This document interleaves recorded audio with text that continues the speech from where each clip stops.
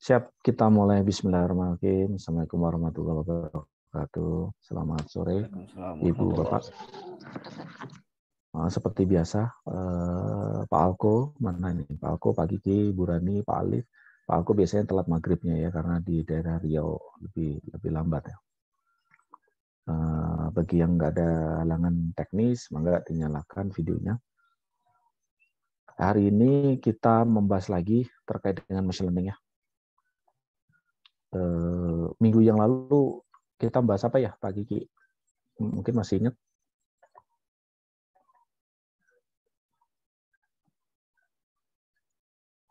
Pak Kiki? Masuk suaranya?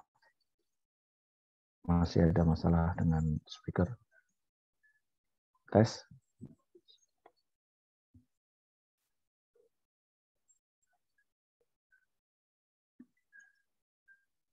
Masuk suara saya, Pak Kiki? Udah?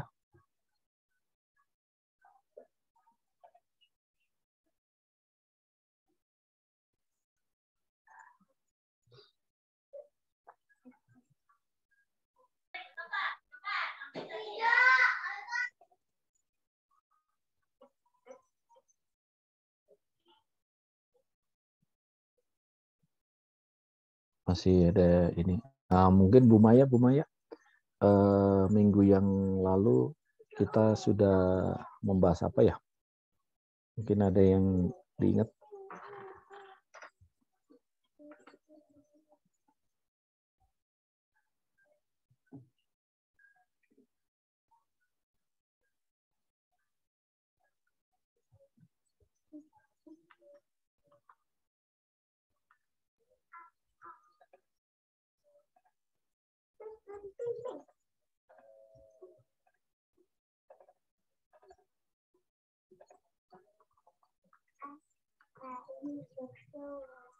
Tes. Masuk suara saya, Bu Maya? Unmute dulu mungkin. Ada Pak, ada. Oh ya, mungkin ada yang bisa di-share, Bu Maya. Minggu yang lalu kita bahas apa ya? Aduh.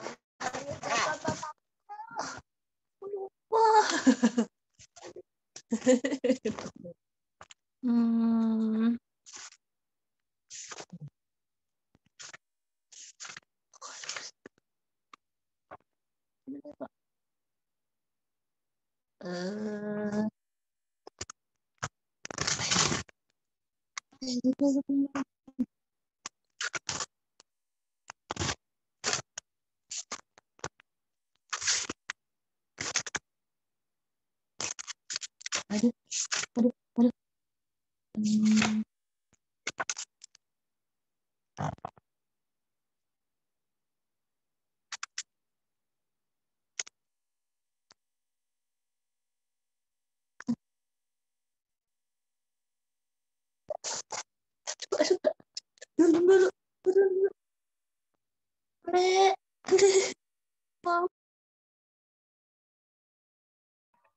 Ini suara saya masuk, mungkin yang lain mungkin bisa bantu dulu. Pak Kiki, masuk suara saya? Masuk, Pak. Oke. Ya, minggu yang lalu kita bahas apa, Pak Kiki mungkin? Untuk minggu lalu, kalau nggak salah itu definisi AI apa ya? Apa itu, Pak, definisi AI, Pak?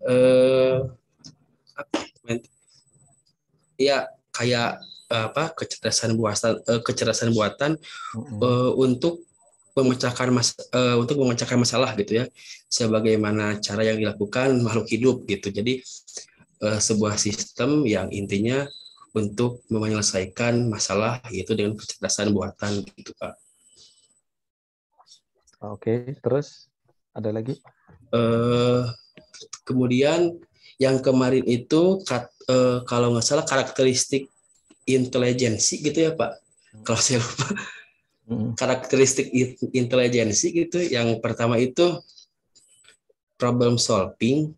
Yeah. Yang kedua itu decision making, rasional, berpikir, heuristik, pengenalan pola gitu, Pak. Oke, siap. Bagus. Nuhun Pak Kiki. Mungkin Pak Kiki bisa meminta ibu bapak yang lain satu aja untuk melanjutkan Pak Kiki? Sok. Enggak, siapa aja. Loh, enggak Pak Kiki kok. Oh gitu. Pak Alek. Pak Alek. Baik Pak, nambahin Pak. Ada tambahan enggak Pak Alek? Ya, uji Turing Pak. Kemarin kita bahas uji Turing. Oke, kita bahas uji Turing. Yang diujinya semirip mungkin sampai orang itu yang menguji tidak bisa membedakan itu robot atau itu manusia. Nah, pas uji Turing. Oke, sampai pas nggak bisa membedain kan gitu kan ya? Iya, betul. Mana? Oke. Terus kemudian satu lagi Pak Alek. Kemarin bahas lagi aplikasi AI ya Pak. Aplikasi AI sebenarnya udah dibahas minggu pertama itu ya. Contoh-contoh. Kemarin yang saya ingat kayak di game catur gitu Pak. Oke, ya benar. Kita bahas juga ya. Ya. Ini siap. Pak. Mungkin satu lagi. Mangga Pak Alek. Saya nambahin dikit Pak, boleh? Oh, Pak Andra. Mangga Pak Indra. Saya Indra. Sukarelawan itu jarang Pak. Ini nambahin aja sih. Saya tuh masih ingat terus nih yang pembahasan kemarin yang what is AI gitu ya. Jadi di sini saya masih ingat bahwa system that think like human gitu. Jadi AI itu sesuatu yang berpikir seperti manusia, bertindak seperti manusia. Kemudian sistem yang berpikir rasional kalau nggak salah. Kemudian bertindak juga rasional gitu Pak. Terus kemudian yang selanjutnya mungkin yang saya ingat itu komponen atau bidang AI-nya sendiri. Iya.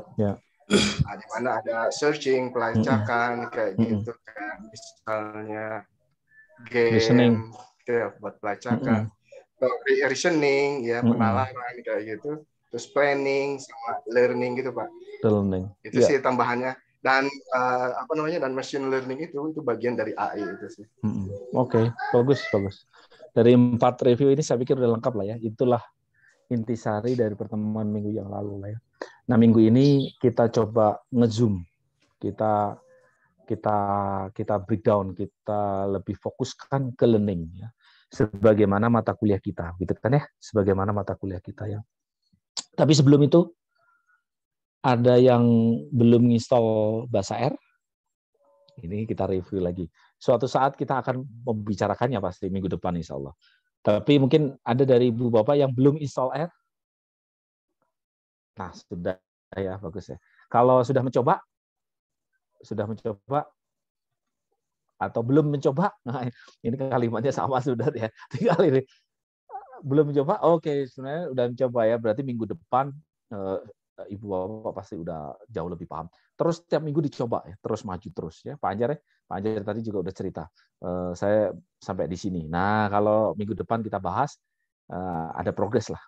Sehingga kita minggu depan akan cepat. Memang coding itu butuh waktu gitu ya.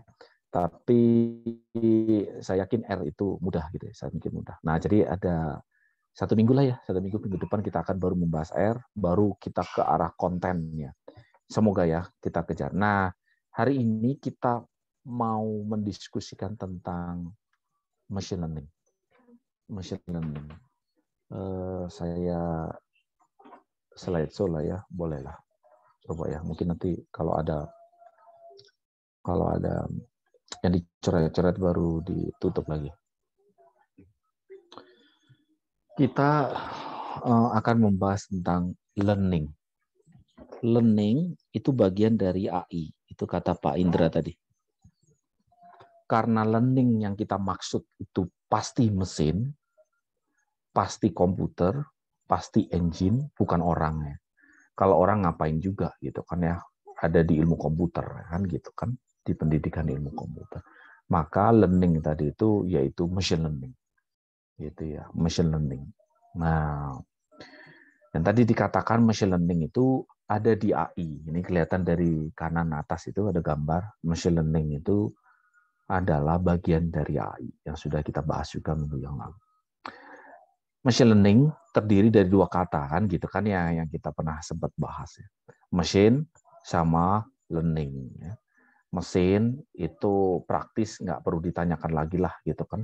Mesin itu ya komputer, boleh, aplikasi, boleh, software, hardware, robot, drone dan seterusnya, mangga gitu. Itu mesin. Ya kan? Nah, sekarang learning. Nah, nanti gabungan. Ini definisi pendidikan. Ini nih kalau kita di PPG pasti melewati definisi ini. Benar nggak? Pak Indra ya, Pak Sebroni udah lewat PPG belum? Belum ya? Sudah Pak. Oh, sudah. Nah, kalau nggak salah modul berapa Pak dari? Aduh. Banyak. Bisa jadi lupa. Kebanyakan tugas. Ya, di PPG itu ada modul khusus tentang apa itu namanya konsep pendidikan kan gitu kan ya, ilmu pendidikan kan gitu. Modul 1 tentu saja, modul 1 yaitu terkait dengan definisi learning. Definisi learning di PPG itu banyak, mungkin ada 4 atau 5. Saya ambil 2 yang related, yang terkait dengan machine learning. Nah, tapi sebelumnya ini bukan doktrin, saya yakin Ibu Bapak percaya ya, bahwa setiap organisme makhluk hidup itu melakukan proses belajar.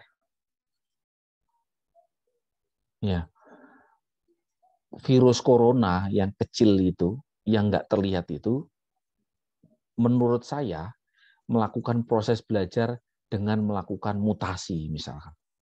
Kenapa kok ada Delta, Omikron, dan seterusnya? Itu adalah proses belajar si virus itu mempertahankan diri.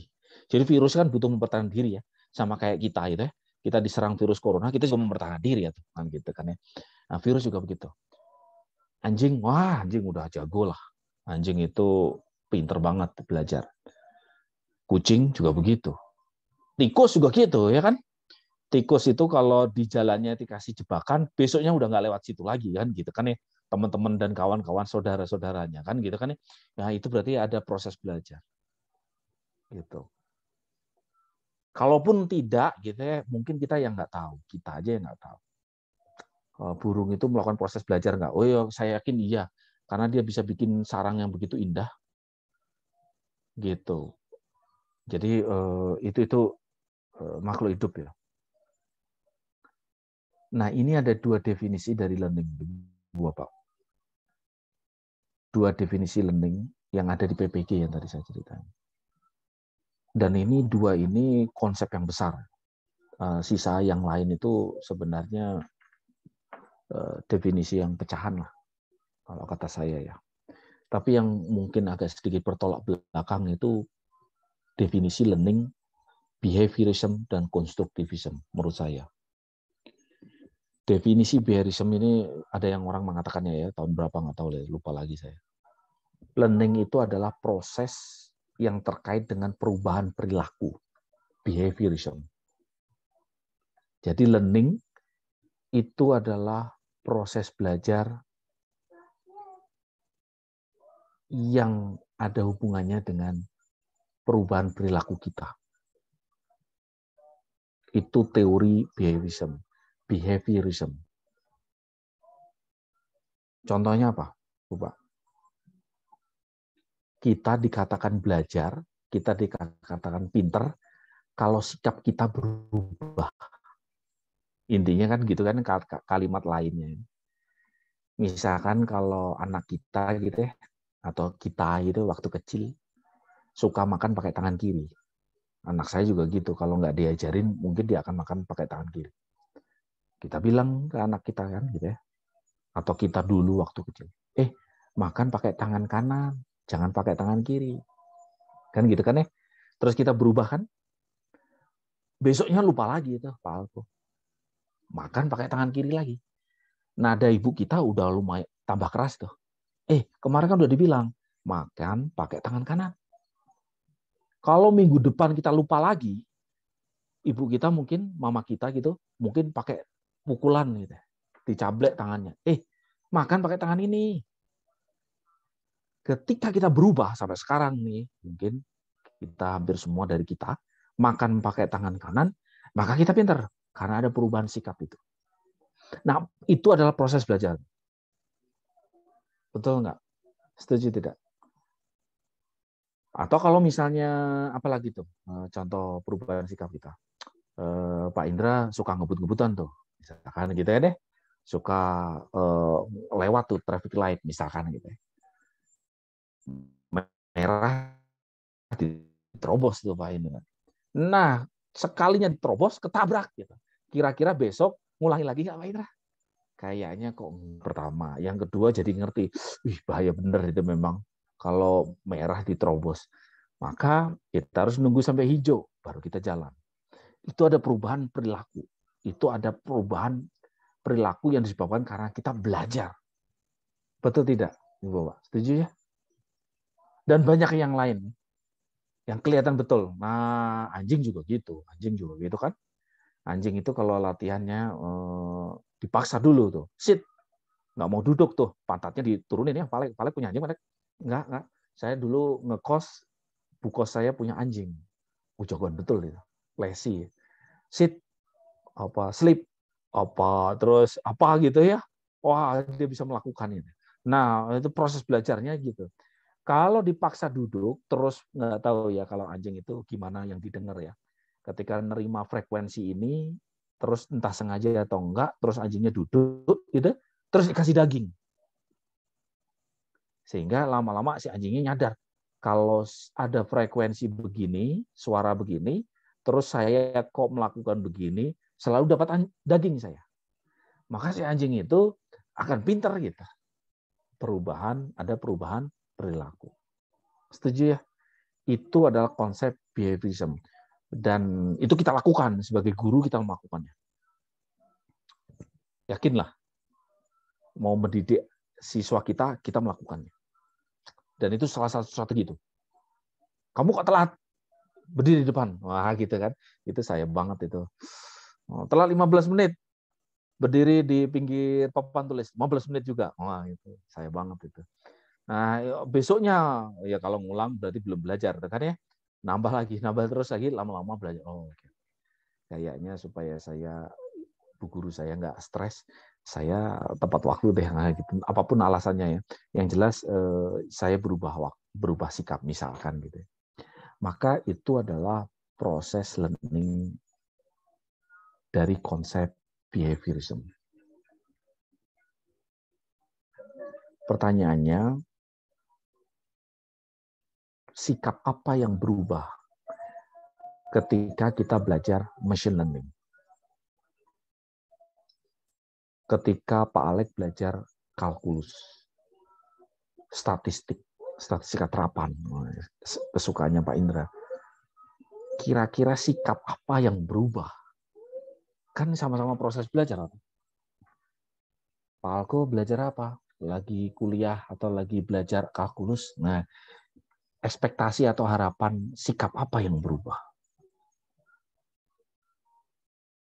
Kok kayaknya nggak ada? Benar tidak? Karena yang berubah adalah pengetahuannya, kognitifnya. Maka muncullah teori yang kedua. Bahwa belajar itu dalam proses mengkonstruksi pengetahuan. Tidak lagi sikap yang berubah. Tidak hanya sikap yang berubah. Kalau sikap yang berubah, itu konsepnya behaviorism. Tapi sekarang isi otak kita yang berubah. Maka menjadi teori konstruktivisme. Jadi saling melengkapi ya, saling melengkapi. Nah, contohnya yang ini biasa kita, anak saya juga begitu. Anak saya sekarang udah SD, udah pinter lah. Dulu waktu 3 tahun, setiap ada hewan di dalam air disebut ikan lele. Itu benar, itu saya ingat betul. Kenapa? Karena depan rumah saya buat kolam gitu, isinya ikan lele. Jadi dia tiap pagi gitu saya antar ke kolam itu, ayo kita lihat ikan lele. Oh, bergerak-gerak. Maka dia setiap kali ada hewan yang bergerak-gerak dalam air, kita lihat ikan lele yuk. Ayah lihat ikan lele. Karena belum terbentuk tuh pengetahuannya. Nah, sekarang udah jago lah. Ikan gurame tahu, ikan mas tahu, oh ikan lele bentuknya kayak gini. Oh ini penyu dan seterusnya. Nah, itu adalah konstruktivisme. Setuju, Ibu Bapak? Mungkin ada komentar, ada tanggapan?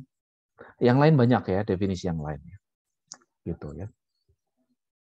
Definisi agama juga ada ya Pak Safri ya, Pak Alko ya. Disebut pinter kalau kita mengingat mati. Wah gitu kan ya, beda lagi tuh definisinya itu.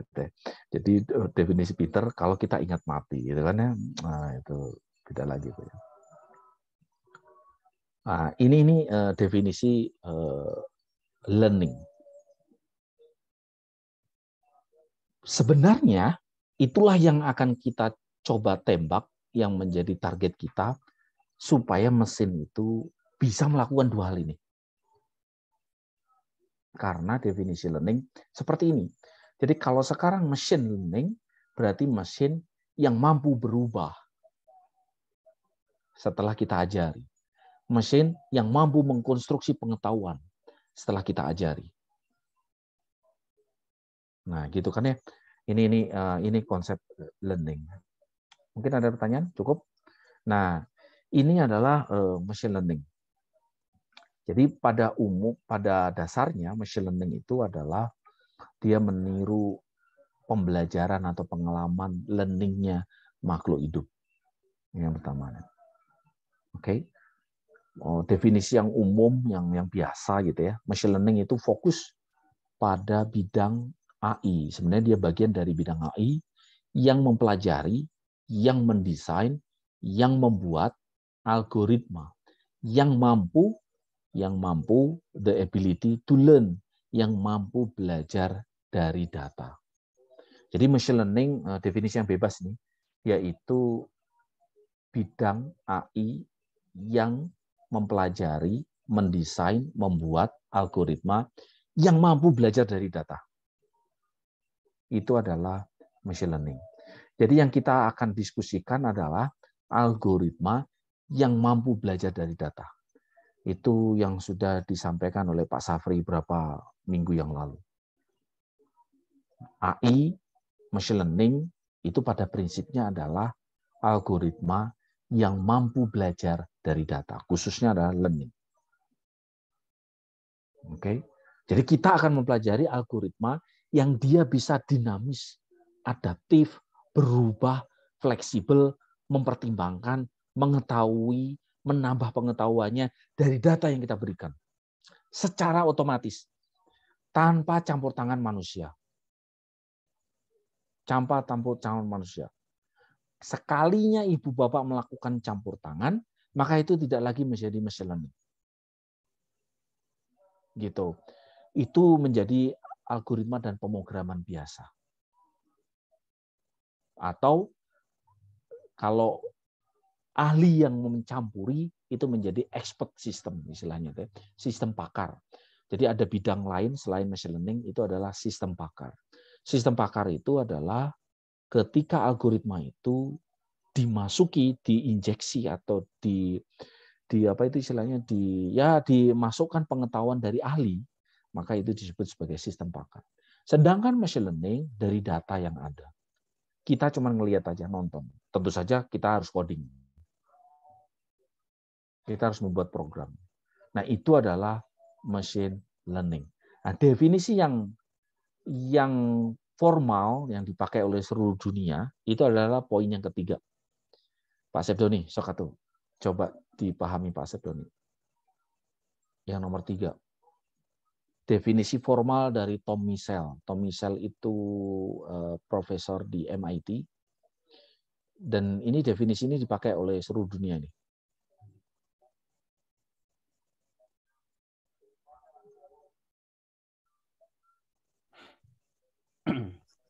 Siap? Nah, mangga Pak Doni. Kira-kira maksudnya apa Pak? Belum, saya baru mau baca ini Pak. Ya, Sokatu, mangga dibaca dulu.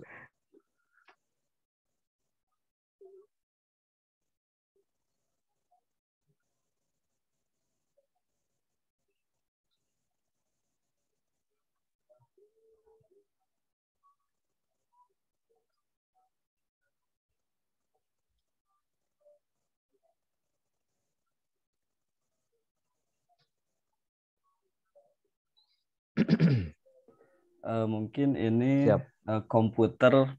program komputer yang belajar dari pengalaman beberapa perintah atau tugas yang diberikan mungkin termasuk ukuran gitu ya, atau apa ini performance tasks experience. Ya sepertinya begitu sih, lebih kepada program komputer yang belajar berdasarkan pengalaman-pengalaman yang dia peroleh berdasarkan tugas-tugas yang dia dapatkan gitu atau perintah-perintah yang dia dapatkan sehingga menjadi sebuah oh ya seperti ini mungkin seperti itu sih kalau misalkan menurut pemahaman saya Pak. Siap, nggak apa-apa. Bagus. Pak Asep Doni sudah mencoba. Tunjuk temannya Pak Asep Doni. Aduh, siapa ya? Oh. Kayaknya ini sahabat saya, Pak Eri. Pak Eri.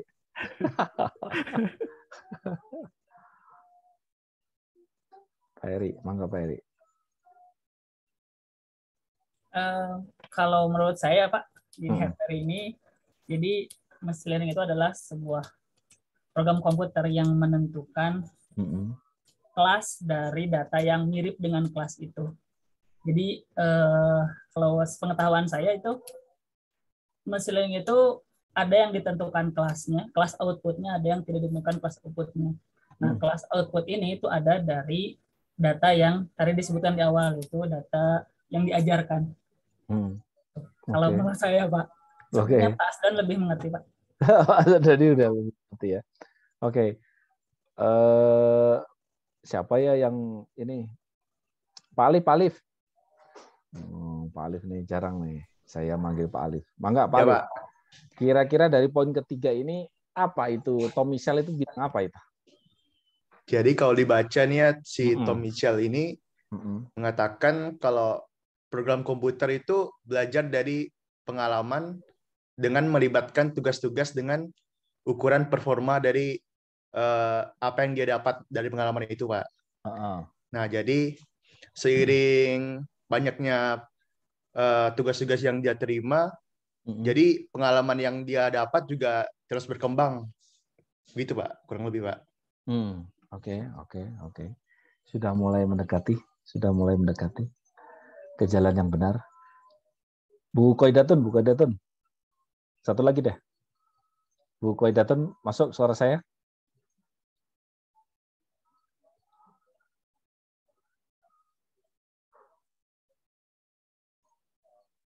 Halo? Ya Pak, masuk Pak. Oke, masuk. Mangga. Satu lagi Bu Koidatun, mungkin ada pandangan lain atau tambahan. Menurut Tom Mitchell ini yang menjadi definisi machine learning, nggak perlu dihafalkan ya, tapi coba nanti direnungkan setelah kita paham definisinya. Menurut Bu Koidatun dari kalimat ini, apa itu machine learning?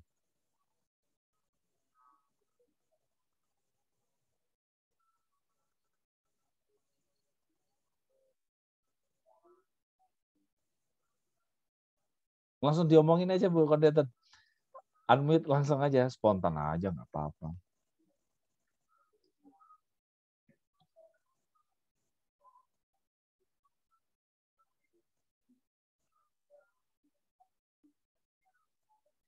Unmute, nggak.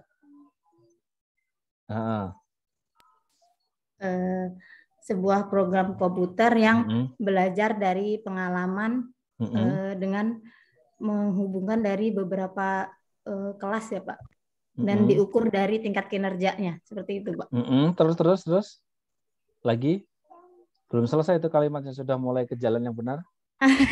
Jalan yang benar. Bentar Pak, saya bahasa Inggrisnya agak-agak ini. Makanya saya sengaja ya slide saya supaya kita terbiasa. Tapi tetap kita bacakan, kita bahas. Lagi Bu Koidatun, udah? Udah sampai situ aja Pak. Oh masa sih. Oke. Belum paham banget. Tadi sudah mirip-mirip ya, Ibu Bapak ya.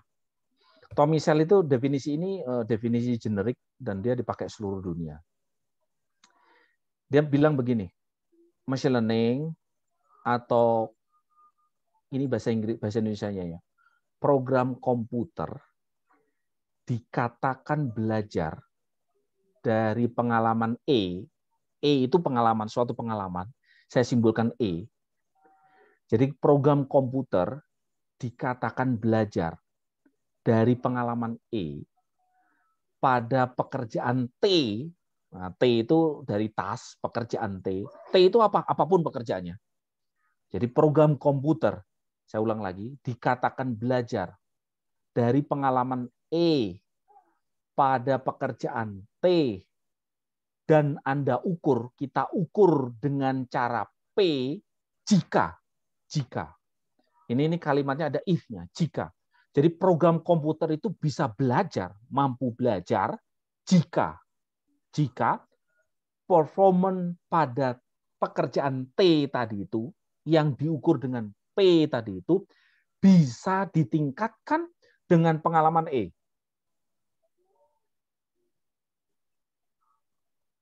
Saya ulang lagi mungkin, pelan-pelan. Program komputer dikatakan belajar, kan machine learning kan? Program komputer dikatakan belajar dari pengalaman E pada suatu kasus T dengan alat ukur P. Apa itu P? Apa itu T? Apa itu E? Nanti kita bahas. Tapi kita simbolkan apapun itu, kayak misalnya matematika itu X, Y, Z, kan gitu kan, suka gitu kan. Program komputer dikatakan belajar dengan pengalaman E pada tugas T dengan alat ukur P jika performance pekerjaan itu tadi yang diukur dengan P tadi itu bisa ditingkatkan dengan pengalaman E. Jadi komputernya itu meningkatkan performanya sendiri otomatis dari pengalaman E. Tanpa campur tangan manusia. Dia mengimprove sendiri. Artinya dia lagi belajar.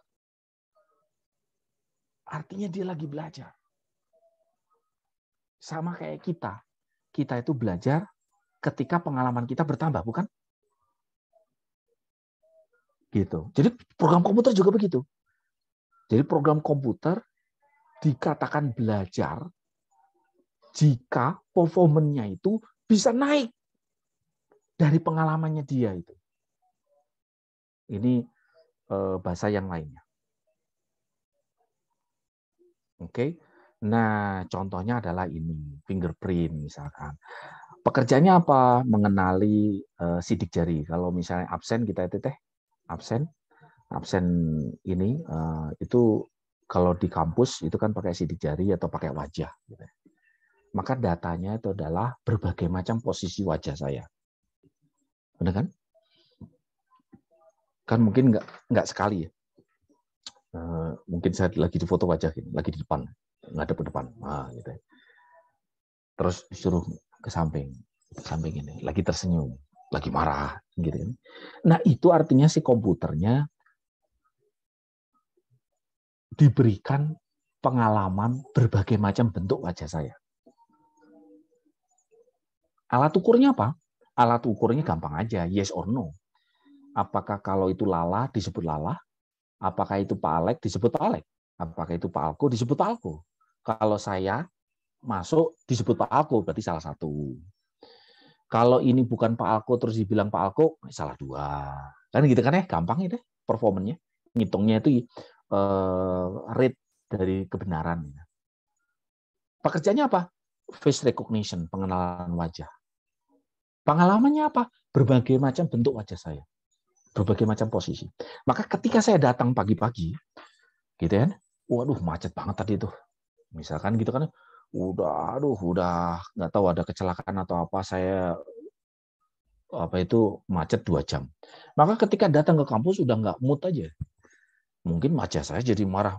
Gitu. Tapi karena tadi komputer tadi sudah latihan dengan berbagai macam posisi, maka perubahan wajah saya tadi itu bisa dikenali oleh software bahwa itu Lala. Maka dia belajar. Bisa kebayang? Ibu Bapak? Nah, database-nya dia tidak mencocokkan bentuk wajah real yang sama persis loh, enggak. Jadi bisa jadi database yang kita masukkan itu saya nggak pakai topi. Tapi ketika saya absen, saya pakai topi. Itu pun masih bisa mengenali. Jadi bukan if then. Kalau Ibu Bapak jago coding, itu semua kondisi saya masukkan, Pak. Oh, itu bukan machine learning. Karena yang pinter adalah orang yang bikin coding. Ini programnya yang belajar. Jadi database yang kita masukkan nggak semua kondisi. Sekarang tambah gemuk saya itu teh. Maka walaupun saya tambah gemuk, mesin fakultas masih bisa mengenali. Tiap pagi saya kalau ke kampus masih face recognition. Gitu. Atau kurusan saya misalnya, banyak pikiran, terus ngurus.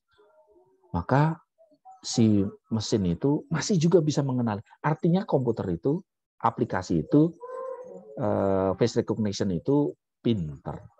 Tidak semua saya ajarin, walaupun saya ajarin beberapa tipe wajah saya ya, tapi dia bisa mengenali hal yang tidak. Saya kumisan sekarang.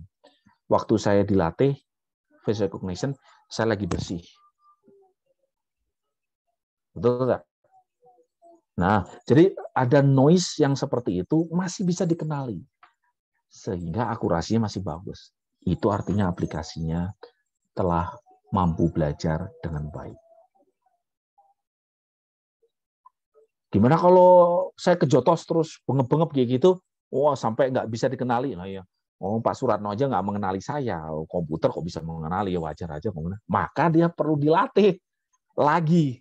Nah, gitu bisa jadi namanya juga produk manusia tuh. Error sih masih ada. Nah, nanti kita akan mengukur seberapa error. Error itu masih ada ya, pasti mungkin ya. Bukan mesin learning terus jadi super jagoan kan enggak. Tapi dia ada proses belajar. Bisa kebayang? Pencahayaannya beda. Misalnya waktu saya datang ke fakultas, ke prodi, saya lagi mendung gelap gitu, mau hujan deras. Maka cahayanya berbeda ketika saya tes 3 tahun yang lalu. Memasukkan data 3 tahun yang lalu. Dia bisa mengenali. Kalau tidak bisa mengenali, ya karena keterbatasan ini, paling dia bilang, silakan coba lagi. Nah, gitu kan ya. Itulah biometrik, absensi biometrik. Oke. Nah, itu contohnya face recognition. Ada yang ditanyakan dari definisi machine learning? Bisa direnungkan? Ada Pak. Program. Oh, mangga tuh Pak. Nah. Kalau sidik jari kan kita tahu Pak ya, bahwa sidik jari itu identik gitu kan. Sulit orang untuk merubah, kecuali mungkin sidik jarinya kebakar tak kenapa itu kan. Nah, kalau muka kan tentu kan yang seperti yang Bapak bilang tadi itu kan ada kemungkinan berubah. Nah, seperti apa machine learning ini atau mesin itu mempelajari atau membaca perubahan-perubahan itu Pak, sehingga itu masih bisa tetap dikenali gitu loh. Masih bisa mengenali seperti apa tuh Mas? Seperti apa? Betul. Itulah jagonya machine learning. Nah, makanya kita pelajari ya, tahu. Fingerprint itu nggak pakai machine learning. Fingerprint itu nggak pakai machine learning itu, karena ada rumusnya. Polisi itu kalau sidik jari, tentu saja polisi belajar supaya mengenali pola rumus itu. Nah, software ada rumusnya itu, masukkan aja rumusnya. Itu kan ada itu mini tool atau apa gitu, ada pertemuan sidik jari dan seterusnya. Gitu. Face recognition perlu belajar. Contoh yang lain ya. Saya kasih contohnya supaya meyakinkan bahwa machine learning itu mungkin. Tentu saja dengan akurasi tertentu ya Pak Alko. Tidak berarti menjadi super ya. Tidak. Pada suatu ketika machine learning juga akurasinya jelek juga. Pernah pakai iPad, Pak Alko? iPad atau Note, yang HP yang Note yang ada pennya ini. Pennya gitu. Yang ada pennya kayak gini. Nah, biasanya kita bisa ngirim pesan pakai pen ya. Kemudian saya tuliskan A. Maka sama si software itu dibuat menjadi digital. Ya. Nah, digitalnya itu A Time New Roman. A Time New Roman itu kumaha? Nah, kalau di ASCII-nya itu misalnya 101111. Nah, misalkan saya nggak hafal ASCII-nya ya. Oke. Tapi si iPad itu mengenali tulisan tangan saya. Tulisan tangan saya lagi baik hati itu kayak gitu Pak Suratno. Kalau tulisan A saya lagi marah, itu begini Pak Suratno. Nah, ingat aja, kalau Pak Lala A-nya kayak gini lagi marah itu Pak Lala. Nah, saya lagi sedih, A saya itu begini.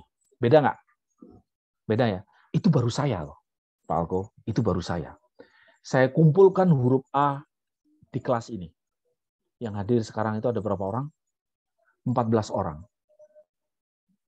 Oke, Pak Kiki huruf A-nya itu gini. Nah, gitu ya. Pak Indra huruf A-nya begini. Nah, beda ya? Oh, Pak Alko huruf A-nya kemana, Pak Alko? Nah, ini contoh aja Pak Alko. Nah, gini kan? Oke. Ini yang kita latih, 14 orang ini. 14 orang ini saya latih huruf A sampai Z. Oke. 0 sampai 9. Betul nggak? Belum lagi gabungannya. Kan suka gabung lah ya. Kalau saya nulis itu A-nya itu kan gini, mestinya kan lala kan gitu ya. Katakanlah sekarang nggak pakai gabungan lah. Jadi kalau nulis selalu begini. Oke. Itu saya latih A sampai Z dengan berbagai macam A sampai Z. Maka itu dicatat sama machine learning itu. Oke. Cara nyatatnya nanti kita akan diskusikan. Di slide ini juga ada sih. Salah satu ini caranya. Pertanyaan saya ke Pak Alko. Pak Alko, yang memakai Note atau iPad tadi itu apakah cuma 14 orang kita? Tidak ya. Samsung itu seluruh dunia itu. Padahal yang dilatih ya nggak 14 orang, mungkin ribuan lah atau ratusan ya, si Samsung nggak tahu tuh. Tapi saya nggak pernah ditanyain Samsung, Pak Lala huruf A-nya kayak gimana. Benar nggak? Artinya sampel kita itu jauh lebih sedikit daripada populasi yang menggunakan Samsung. Kalau pakai Samsung atau Apple, iPad. Tapi dia bisa mengenali tulisan tangan siapapun yang menggunakan, yang beli hardware kita, yang beli hardware Samsung. Bisa dibayangin nggak, Pak? Sehingga machine learning itu mampu melakukan generalisasi istilahnya. Yang dilatih cuma 14 orang, tapi saya akan bisa mengenali tulisan tangan orang seluruh Indonesia. Sama kayak wajah tadi itu. Yang dilatih cuma 3 versi wajah saya. Wajah saya lagi tegak, lagi miring di sini, lagi marah. Tapi kondisi wajah saya bisa berubah-ubah tuh, gemuk dan seterusnya. Tapi machine learning bisa melakukan generalisasi. Nah, gimana caranya? Itu masuk ke teknis. Apakah akurasinya selalu 100%? Oh, tidak juga. Ya contoh yang coba aja dilihat di aplikasi kita, kadang salah juga dia. Gitu. Apalagi kalau bahasa Cina, ya, bahasa Arab. Waduh, bahasa Arab itu kan mim di depan, mim di tengah, mim di akhir, beda ya Pak Alko ya. Nah, itu latihannya luar biasa. Gitu. Kalau masih alfabet masih oke lah gitu, masih gampang itu. Ini semakin sulit lagi tuh bikin aplikasinya. Tapi machine learning mampu melakukan generalisasi. Semakin banyak sampel atau istilahnya saya kenalkan data training, istilahnya data training, data yang melatih atau data yang membuat program kita bagus, semakin banyak aplikasi kita semakin akurat, semakin cerdas. Jadi kalau kita buat sampel huruf A sampai Z dari berbagai macam suku, maka software kita akan lebih canggih daripada database-nya cuma 14 orang ini. Orang Jawa itu A-nya begini, orang Sunda A-nya begitu, orang Medan A-nya begini, orang Irian Jaya begitu, orang Sulawesi begini, dan seterusnya saya kumpulkan. Tidak semua orang, karena itu cost-nya besar. Itulah gunanya statistik juga kan. Sama kayak machine learning juga. Maka software aplikasi pengenalan tangan saya itu akan bisa dipakai oleh seluruh orang Indonesia. Gitu. Jadi konsepnya adalah melakukan generalisasi. Gimana caranya? Macam-macam tuh. Kalau misalnya saya kasih contoh ya. Coba slide berikutnya apa ya? Mungkin berikutnya ya. Nanti kembali lagi ke situ ya. Supaya slide-nya ngalir. Tapi mungkin dari definisi ada yang ditanyakan? Yang ditanyakan dari definisi ini cukup clear? Jadi Pak, pengen Pak Indra.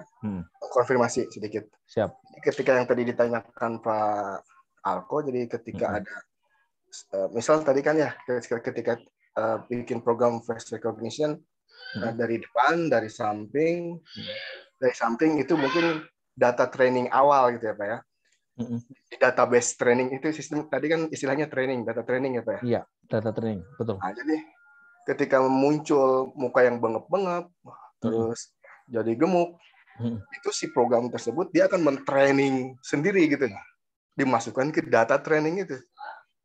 Tidak melakukan training lagi, dia langsung memutuskan apakah ini apakah ini lalah atau bukan. Jadi yang saya ditonjok gitu ya, misalnya saya ditonjok sehingga bengep-bengep gitu ya. Maka ketika saya datang pagi-pagi, si aplikasi itu kan kotak ini alatnya ya Pak, mungkin dari kelas sekolah ada ya alatnya. Ini tidak punya kemampuan untuk training.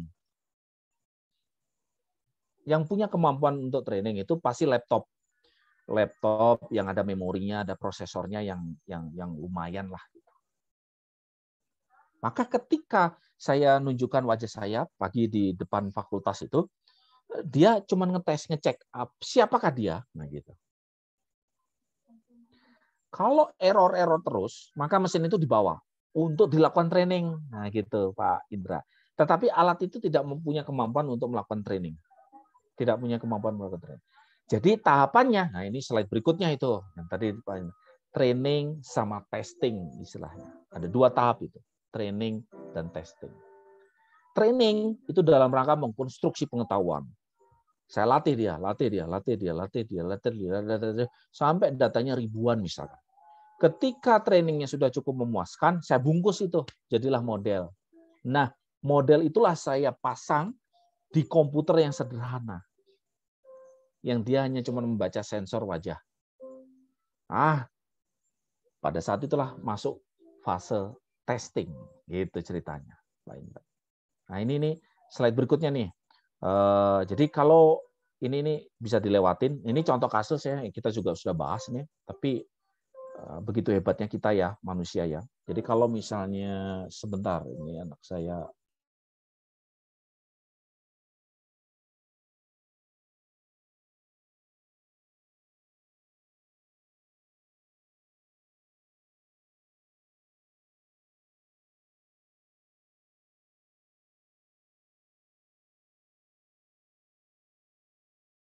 Iya, lanjut ya. Jadi ini contoh bagaimana machine learning itu juga punya kesulitan menghandle pengenalan pola. Ini contohnya, Bapak Ibu. Jadi ini contoh kalau Ibu Bapak searching animals. Jadi kalau diketikkan di Google animals, maka akan muncul berbagai macam hewan. Nah ini Profesor Stanford University, dia hanya mengenali wajah kucing.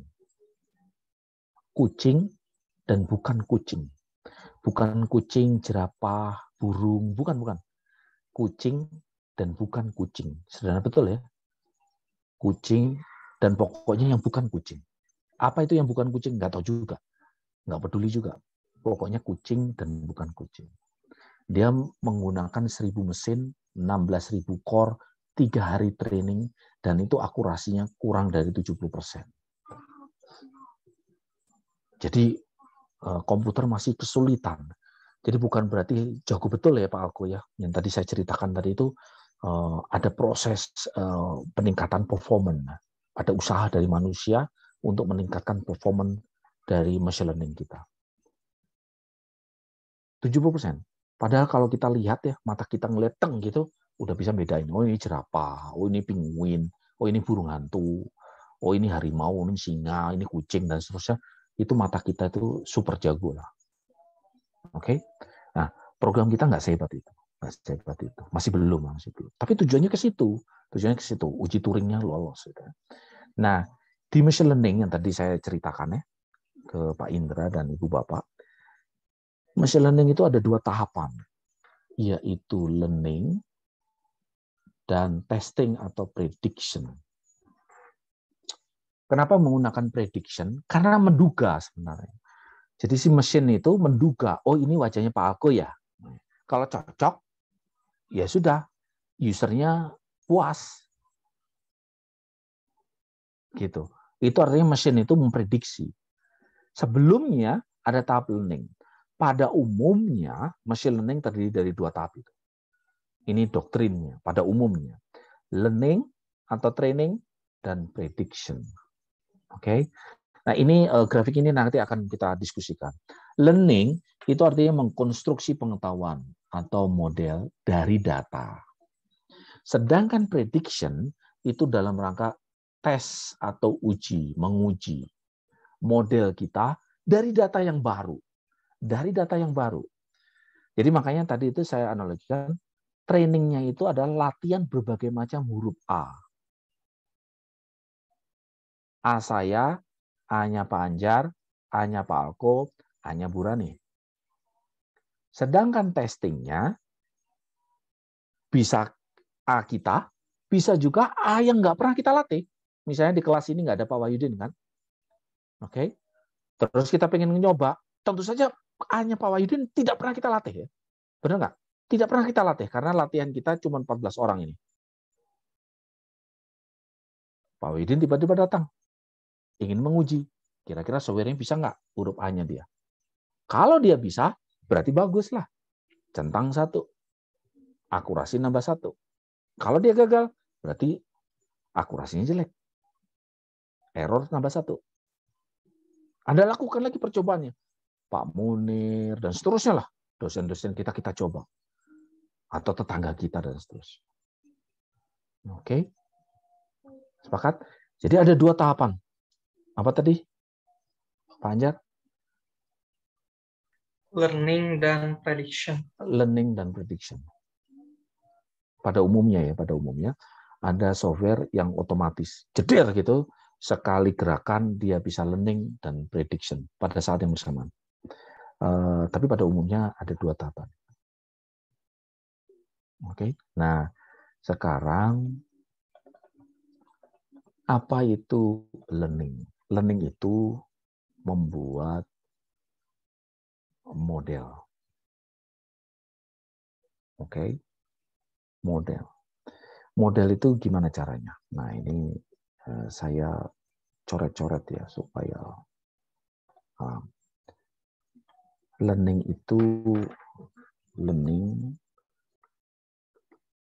tahapan learning step itu adalah membuat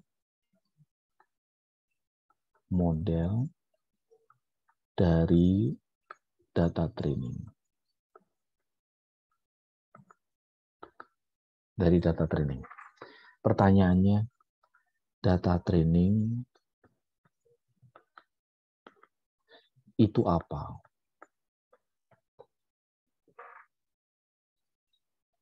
Ada yang mau cerita? Data training itu apa?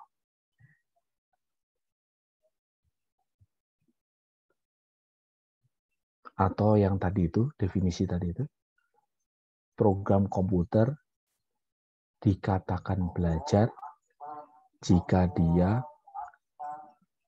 bisa belajar dari experience A. Ya kan? Nah, experience A itu saya ganti namanya supaya kita sepakat, supaya kita lebih konsisten, yaitu data training. Pertanyaan saya, ada nggak dari ibu-ibu, bapak bisa ngasih contoh data training itu yang seperti apa? Boleh dengan definisi, boleh dengan contoh juga boleh. Nanti kita elaborasi. Data training. Boleh, Pak? Siap. Pak Eri, enggak Pak Eri. Kalau mungkin ya Pak, data training itu adalah data awal yang digunakan sebagai data latih. Kalau contohnya itu yang tadi itu data yang 14 orang yang huruf A tadi. Huruf A, oke. Siap. Iya. Ada lagi yang mau nambahin? Saya pikir udah mentok ya. Bagus ya, bagus ya. Setuju saya juga. Pertanyaan saya ke Pak Eri. Pak Eri. Huruf A yang tadi saya tuliskan itu bisa dikenali oleh komputer, oleh kita karena mata kita canggih. Nyadar nggak Pak Eri? Pak Eri mana ya Pak Eri itu? Bergeser gambarnya itu. Nah, Pak Eri di bawah. Pak Eri tahu ini huruf apa ini Pak Eri? Huruf A. Karena Pak Eri manusia. Pertanyaan saya, bayangkan ya. Kalau komputer gimana ya Pak ya? Kok bisa dia tahu A, Pak? Dikelompokkan dulu Pak, bahwa bentuk ini itu huruf A. Gimana cara ngelompokinnya? Pakai scan kah? Di image kah? Di capture, di PDF-in, apa bukan PDF-in, apa itu? JPEG dulu, PNG, atau gimana? Teknis ya Pak? Atau konsep? Teknisnya atau konsepnya Pak? Teknisnya boleh, ya teknisnya tuh. Kok bisa, dengan cara apa? Ini komputer dilatih bahwa ini A, ini A loh ya, gitu. Itu kan saya ngajarin Pak Suratno. Pak Suratno, ini A loh ya. Itu waktu anak kita kecil ya.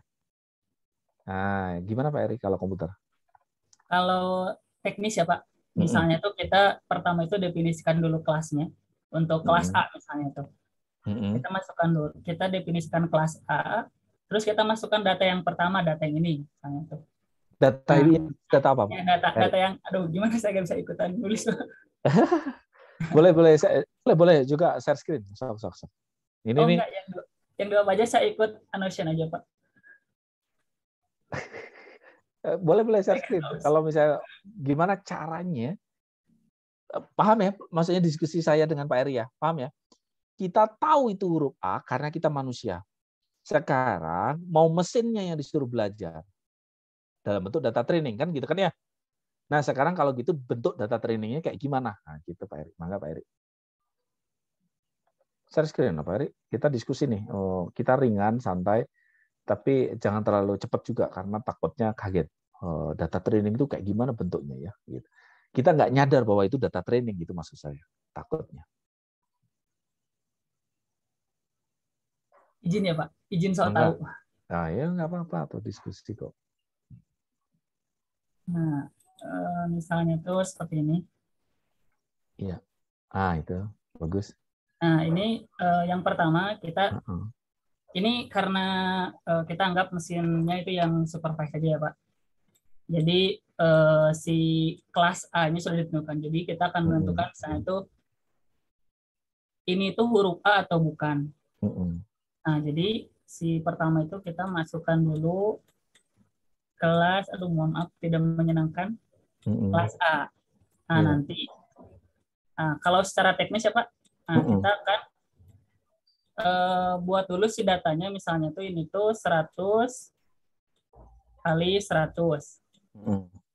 Nah nanti dia itu akan melihat per titiknya Pak, titik kan ini berarti 100 kali 100 berarti ada pikselnya itu. Ya, pikselnya itu kan 100. Ini nanti per titiknya itu nanti ada nilainya Pak. Misalnya ini kita sudah buat hitam putih aja biar gampang, jangan ada warna hitam putih. Berarti kan kalau putih 1, kalau hitam 0. Oke, ya. Jadi ini tuh 1, misalnya 1, waktu ketemu hitam dia berarti jadi 0. Putih lagi 1 lagi. Ya, hitam terus saja kayak gitu. Nanti ini kan berarti jadi data ya. Jadi misalnya tuh 0, 0, 0, 0, 1, 0, 0, 1. Nah, ini si baris data ini atau bisa dalam bentuk, biasanya sih kalau lebih mudah itu vektor ya Pak. Nah nanti si data ini si 0011010 itu data ini merupakan kelas A. Kita masukkan ke kelas A. Itu data latih yang pertama. Kita masukkan data latih yang kedua dengan jenis data yang sama 100 kali 100. Otomatis nanti panjang datanya sama. Misalnya tuh perbedaannya di 0, 0, 0, 1 karena sedikit bergeser.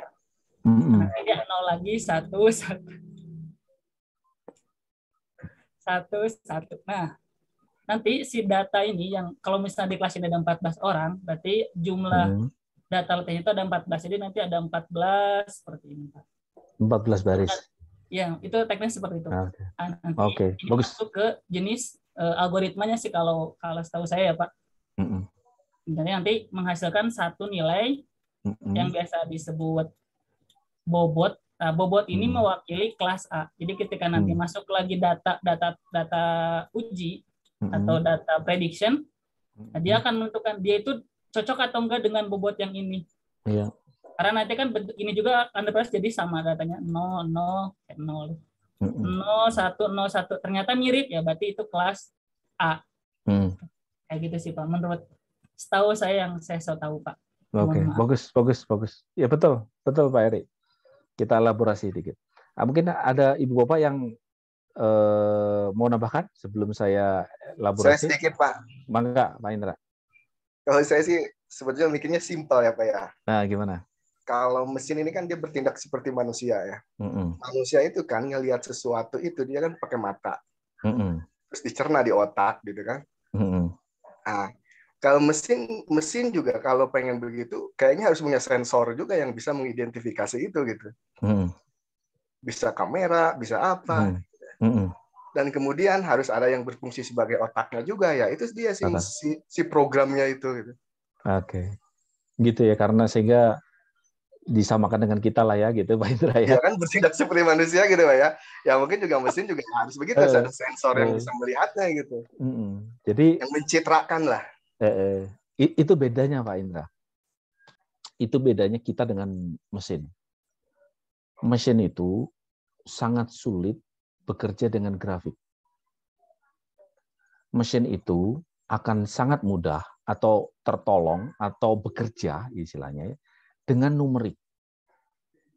Kalau otak kita ya, mata kita, maka kita bisa tahu bahwa ini huruf A yang tadi contohkan oleh Pak Eri. Komputer tidak bisa. Walaupun dia pakai sensor, mata, sensor itu kan menggantikan mata kita.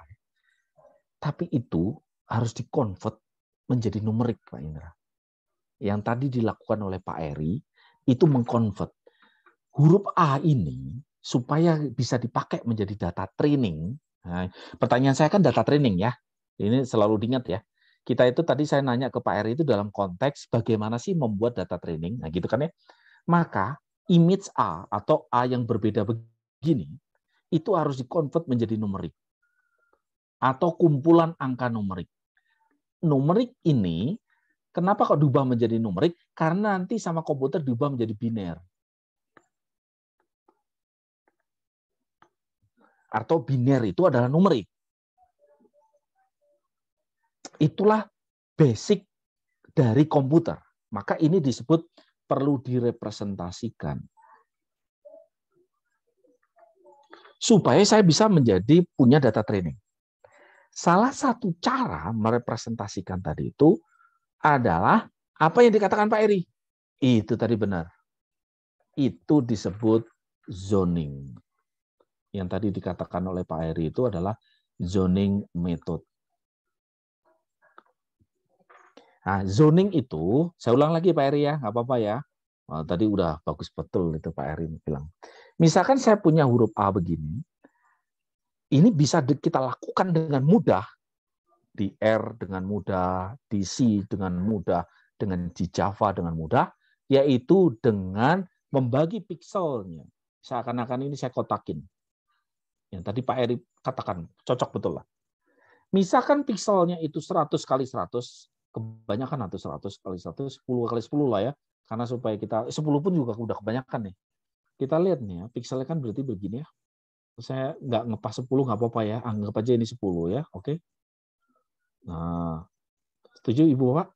Nggak 10 lah. Ini sabaraha nih. 6 kali 7. Anggap aja ini 10.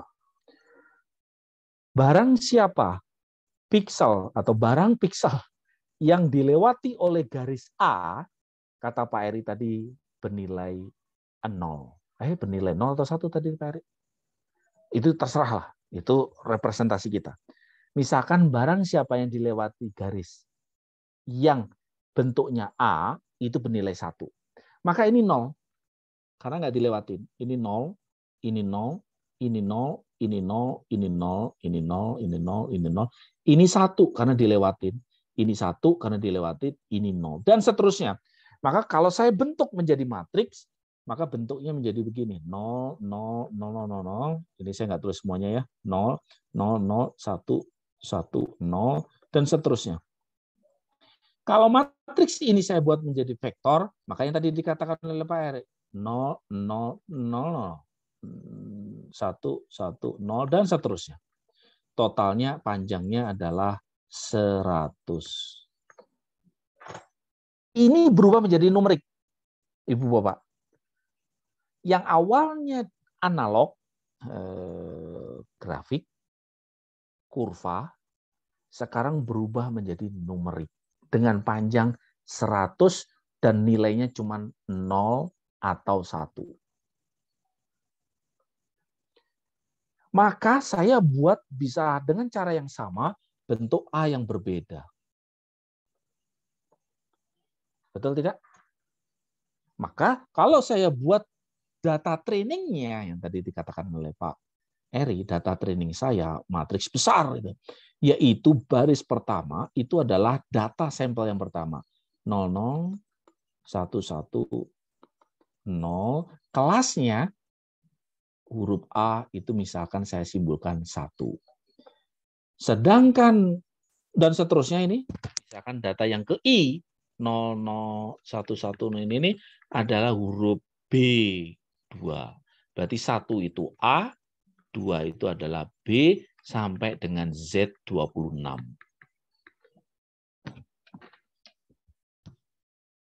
Bisa kebayang, Ibu Bapak? Sehingga kalau data saya tadi itu, berbagai macam bentuk jenis A tadi itu, saya kolek, saya punya A3, Pak Indra tadi 3 berbagai macam versinya. Pak Anjar ada 3, kemudian B, kemudian C, kemudian D, dan seterusnya. Maka yang saya punyanya adalah 26 kali 3 baris. Kalau setiap dari kita 3. Dikalikan 14. Kalikan 14. Kolomnya itu tergantung piksel kita. Tadi kalau pikselnya tadi itu 10 baris dan kolomnya 10, maka panjangnya itu 100. Kalau Pak Eri dia tadi bilang 100, maka panjangnya 10.000. Itu adalah data training kita. Itulah yang disebut sebagai data training. Kebayang? Sekarang kalau wajah, ini saya kasih contoh banyak nih supaya Ibu Bapak paham. Kalau saya punya wajah, gitu kan ya, ini wajah saya kan, gitu kan? Maka ini saya bagi piksel. Sekarang karena wajah itu lebih detail, tidak 100 mungkin 250 kali 250 piksel. Ya, postcard itu berapa tuh? Foto 3x3 itu atau 4x4 itu berapa piksel itu? Mungkin sekitar 250-an piksel. Ya, ada yang jago multimedia? Ingat gitu, yang potongan foto postcard itu berapa piksel itu, Pak Safri? Mungkin 200-an ya, karena layar monitor kita itu 700 lebihan, atau bahkan ada yang 1000 ya. Benar nggak? Pikselnya. Nah, kalau 250 kali 250 itu seberapa itu? 62500. 62.000 kolom. Maka zoning, yang tadi zoning namanya ya, zoning namanya, itu kurang efisien, tidak efisien.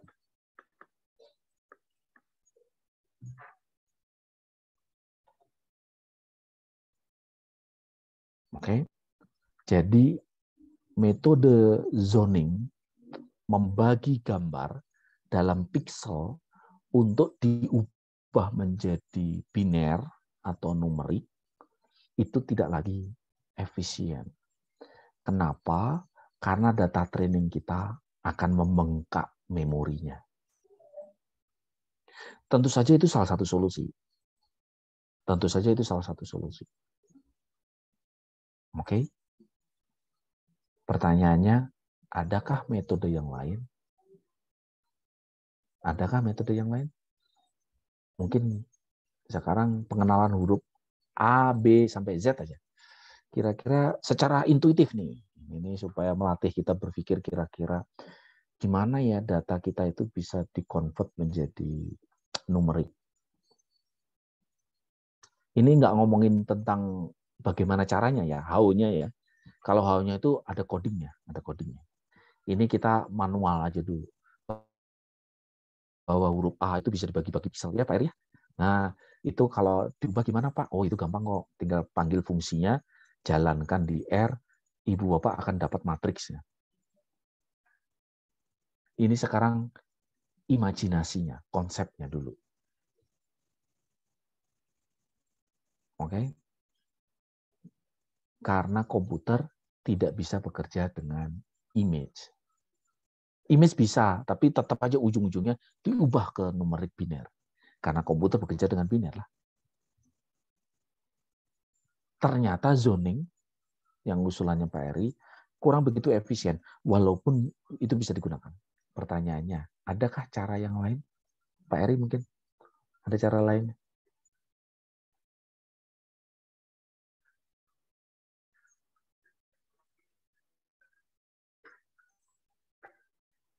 Ini ngomongin data training ya. Ini masih dalam konteks data training ya. Pak Kiki, ada ide Pak Kiki? Ini intuitif ya Pak Kiki? Intuitif itu artinya nggak perlu belajar machine learning. Yang penting ngulik-ngulik itu ada ide. Wah gitu, berani ada ide. Itu bisa ya. Kebayang. Pak Kiki, gimana kira-kira? Pak Kiki membentuk data training. Data training tadi tujuannya apa? Untuk melatih program kita supaya bisa membedakan A, B, sampai Z. Benar nggak, Pak Kiki ya? Pertanyaannya, dengan cara apa si program komputer itu bisa membedakan A sampai Z? Pak Suratno, dengan cara apa Pak Suratno?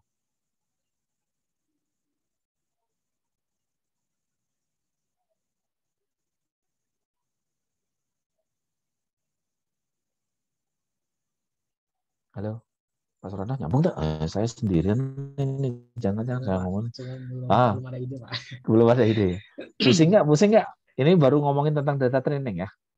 Lama-lama ibu bapak akan sensitif. Oh, ini bisa jadikan data training. Awalnya sih berat, Tapi makanya saya berikan contoh beberapa kali.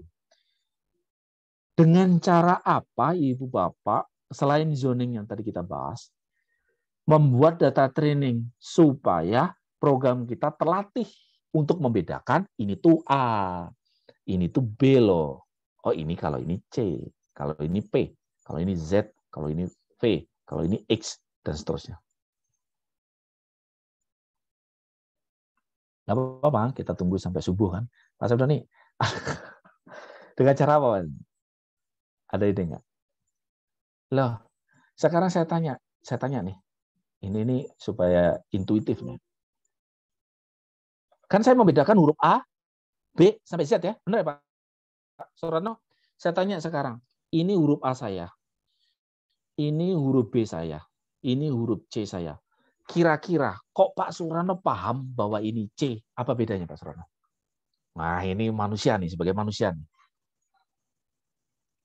C saya nggak kayak gini. C saya tuh sempurna kok. Nah gini loh. Saya ulang lagi nah. C saya sempurna. Ini B atau C Pak Suratno? C Pak. Kenapa kok bisa itu C? Sebelumnya saya tahu C. Pak. Coba jelaskan ciri-ciri C. C itu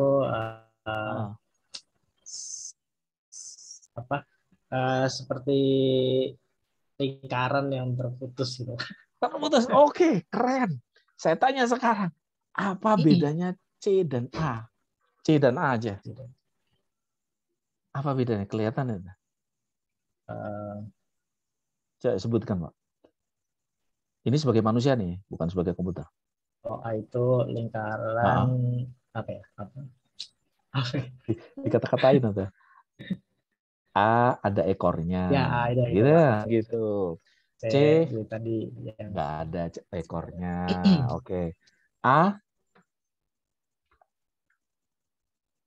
Misalkan gitu ya, yang lain. Apa itu, Pak Surano? Ada cycle-nya, ya, ada buletan dan ada ekornya. Buletan tapi ketemu di ujung yang sama, tidak ada lubangnya. Sedangkan C nggak ketemu. Benar? Setuju nggak Ibu Pak? Ini nggak, saya bukan doktrin nih. Ini nggak maksain ini. Setuju nggak Pak Banyu? Setuju Pak Banyu?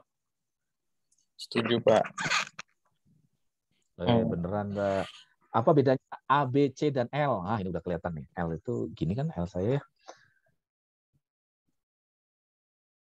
Apa samanya C dan L?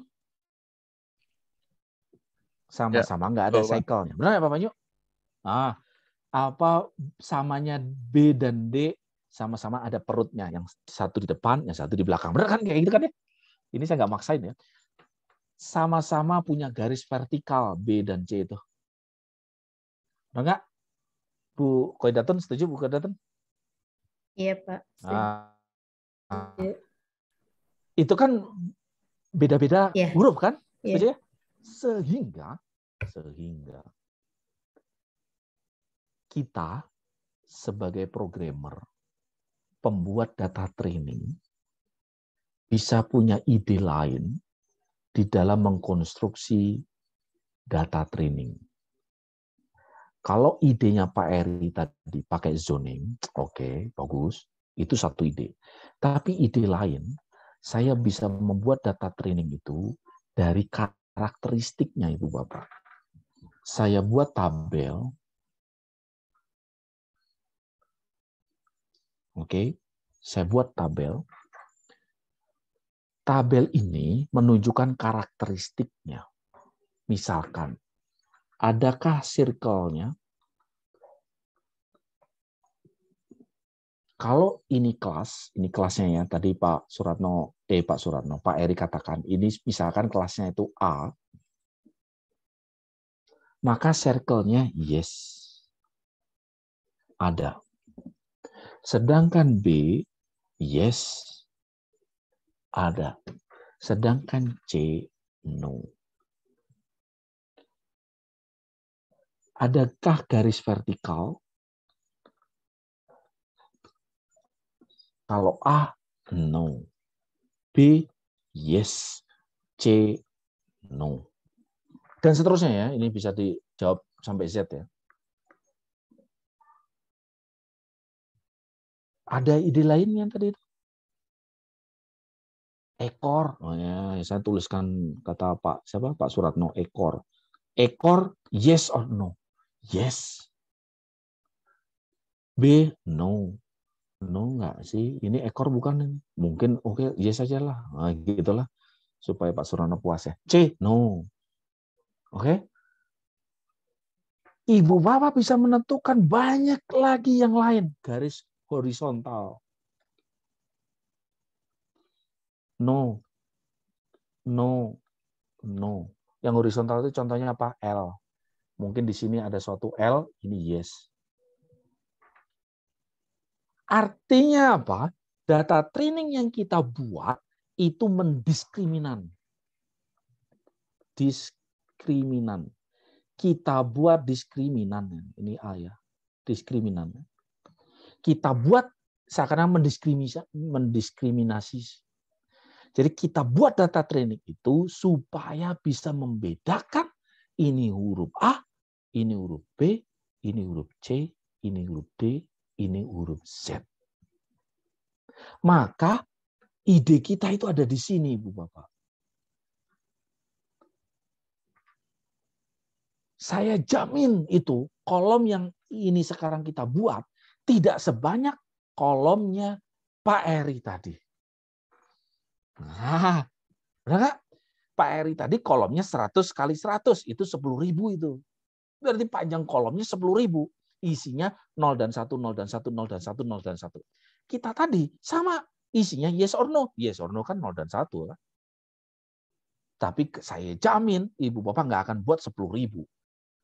Tadi yang sudah saya contohkan 4 kolom. Sehingga fitur saya yang mendiskriminan, fitur yang membedakan, yang membuat A, B, dan C sampai Z itu terpisah, itu tidak banyak. Sehingga data training saya lebih simple, lebih hemat memori. Kebayang? Sehingga ujungnya pertanyaan pertama tadi itu, itulah cara kita membangun data training. Ini contoh kita huruf A ya. Ini masih contoh huruf A. Ya. Sekarang gimana dengan wajah? Wajah banyak. Wajah itu salah satu idenya, betul Pak Heri itu. Pak Heri zoning itu selalu dipakai bagi yang pakai zoning. Sekarang kalau pakai fitur base, maka mata kita kan bentuknya begini ya. Ini wajah saya lah ya. Nah, maka fiturnya itu bisa diambil dari jarak mata, panjang hidung, lebar pipi, panjang dagu, jarak telinga. Itulah ada kumisnya atau tidak, yes or no. Gitu. Lebar mata. Itu kan rambut panjang, berarti panjang rambut di sini. Berarti panjang rambut. Maka itulah fitur-fitur yang membedakan wajah saya dengan wajah Pak Alko. Kelihatan ya? Wajah saya dengan Pak Alko ya, bukan ini ya Pak Alko ya. Ini tapi kelihatan. Pak Alko jarak antar pipi di sini lebih pendek daripada jarak pipi saya. Kelihatan ya? Ini supaya ekstrim aja. Kadang sulit juga gitu membedakan antara Pak Alko dengan Pak Elek misalnya. Karena sama-sama ini ya. Tapi jarak pipi itu mendiskriminan, membedakan antara wajah saya dan wajah Pak Alko. Mata, jarak mata di sini sama Pak Alko, panjang hidung, lebar mulut, jarak telinga, itu membedakan wajah kita semua. Belum tambah lagi warnanya, itu kan ya, warnanya membedakan atau Pak Alek lebih putih, ya. Pak Alif karena gelap aja cahayanya ya benar Pak Alif ya. Nah, nggak ngerti yang aslinya Pak Alif ya. Nah, tapi Pak Anjar saya tahu lebih putih daripada saya. Itu yang membedakan saya dengan Pak Anjar, saya dengan Pak Alek. Kalau dikumpulkan kolom itu tadi, maka bisa membedakan semua wajah kita. Sehingga kalau ditanya data training face recognition apa? Bisa zoning, idenya Pak Eri. Bisa juga fitur yang kita punya, yang kita create. Oke? Sepakat? Itulah data training. Ada yang tanyakan? Enggak tuh. Kita sampai jam berapa tuh Ibu Bapak? Ada yang tanyakan enggak? Kita baru ngomongin data training ya. Nanti kita kembangkan ini ya. Ada yang tanyakan Ibu Bapak? Enggak? Mau nanya Pak, kalau mungkin saya tadi telat ya, nggak dengar. Kalau image processing itu di posisinya di mana ya Pak? Pernah dengar? Betul sekali. Image processing tadi itu mengkonvert tadi itu, Pak Eri. Pak Eri. Pak Banyu. Nah ini, image processing itu ada di sini. Dia inputannya gambar, GIF, JPEG, PDF, atau sensor ya, file ya. Terus dikonvert menjadi numerik, maka itulah image processing. Tugasnya image processing. Ketika sudah sampai di sini dan dia berubah menjadi data training, kemudian ingin dikenali, maka itu tugasnya machine learning.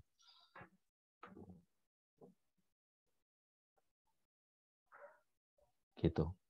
Nah, bagaimana caranya yang tadi zoning yang tadi itu, kok dia bisa menjadi numerik, itu dipelajari di image processing. Gimana kok saya bisa mengenali bahwa gambar ini itu ada circle-nya? Itu image processing tuh. Gimana caranya? Ada namanya edge detection. Edge detection. Kita nggak bahas itu ya. Tapi kalau Ibu Bapak belajar image processing, ada itu. Edge detection itu mengenali garis ini. Nah, garis ini diikutin, di-trace. Oh, dari start, terus diikutin sampai end.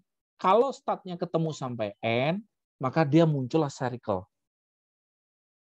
Nah, itu image processing, ya kan? Nah, itu bisa pakai matematis juga bisa.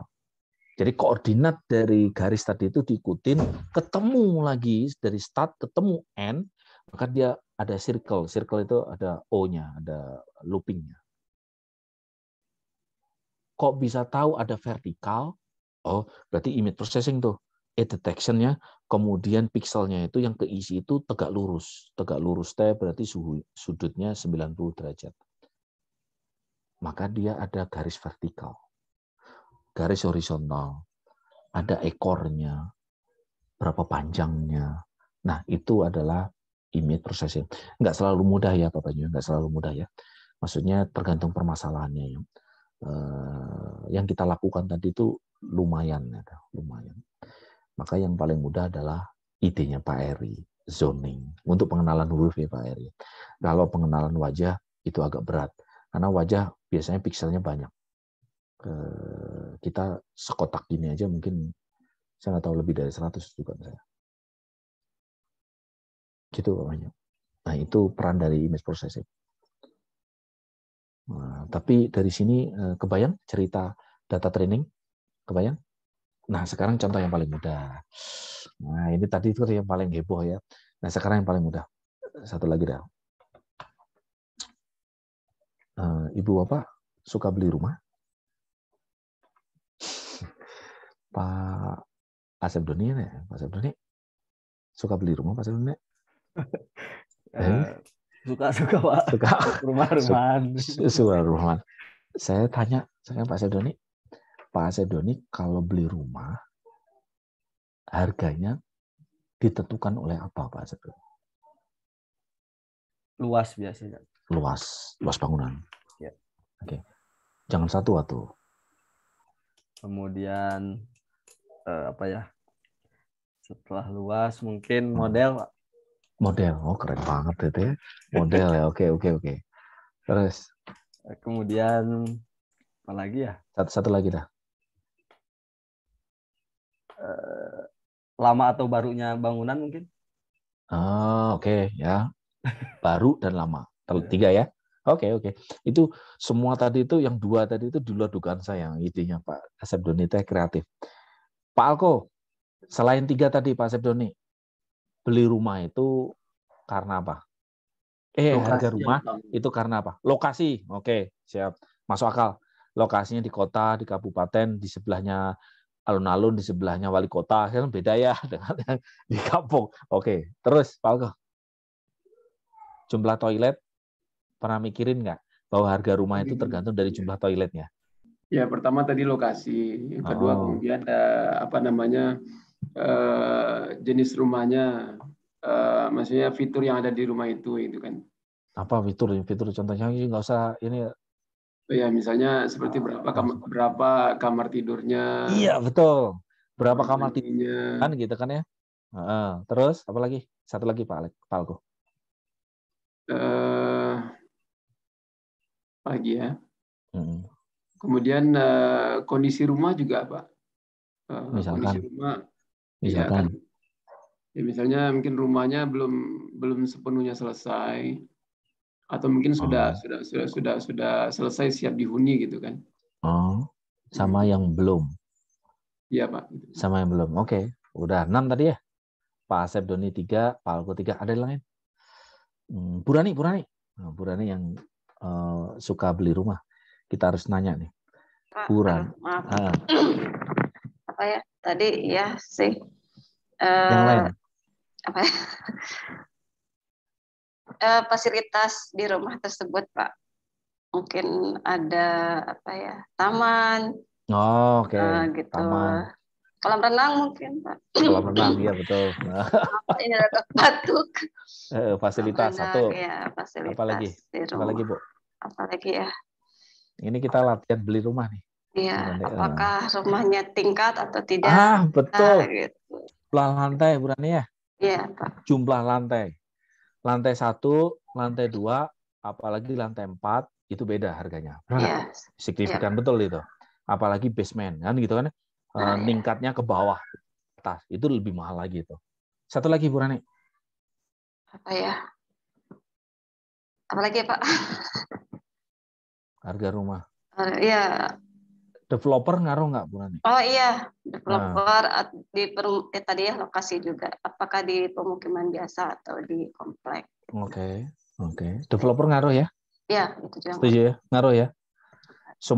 Sumarekon, Podomoro, atau developer entah berantah gitu kan, itu beda ya harganya ya. Oke. Pak Suratno, kira-kira SPG-nya ngaruh nggak dari harga rumah? Karena SPG-nya cantik, jadi harus developernya harus bayar mahal, sehingga harga rumahnya juga mahal jadi. Nggak ngaruh kayaknya. Nggak ngaruh ya. Lebar jalan ngaruh nggak? Jalan di depan rumah itu? Pak, apa subsidi dan komersil tuh Pak? Nah, subsidi dan komersil. Oke. Kalau lebar jalan? Ngaruh Pak. Ngaruh ya. Jalan di depan rumah kita itu 2 lajur, atau cuma 1 mobil, atau cuma 1 motor, kan beda harganya. Setuju ya? Betul nggak? Ada lagi yang lain yang pengen puas? Pak Anjar?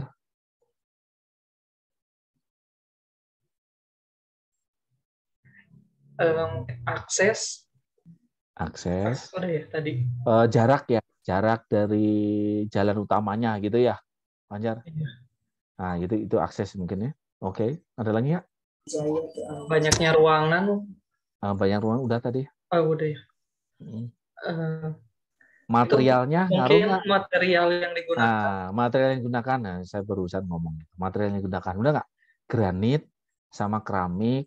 Keramiknya pun 40 cm kali 40 cm sama 25-30 sama granit yang 60 kali 60 kan beda ya harga rumahnya. Betul nggak? Setuju ya? Itu semua tadi itu mempengaruhi harga rumah. Betul nggak? Sekarang kalau saya tanya, data trainingnya kayak gimana kalau kita? Data trainingnya bentuknya apa?